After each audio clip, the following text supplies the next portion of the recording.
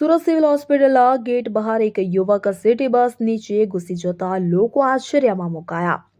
મુસાફરો પણ બસમાંથી નીચે ઉતરી ગયા હતા. અડધો કલાકની ભારે જહેમત બાદ આ યુવકને બસની નીચેથી બહાર કાઢવામાં આવ્યું હતું. યુવક માનસિક બીમાર હોવાને પગલે તાત્કાલિક તેને સુરત સિવિલ હોસ્પિટલના ઇમરજન્સી વિભાગમાં દાખલ કરવામાં આવ્યું હતું. હાલ તેની સારવાર ચાલી રહી છે.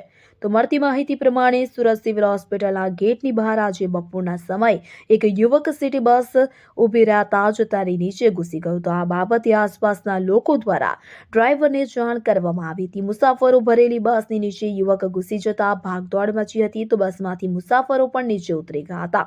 ત્યારબાદ બસની નીચે ઘૂસી ગયેલા યુવકને બહાર કાઢવાના પ્રયાસ શરૂ કરવામાં આવ્યા હતા. જો કે તે બહાર નીકળી રહ્યો નહોતો.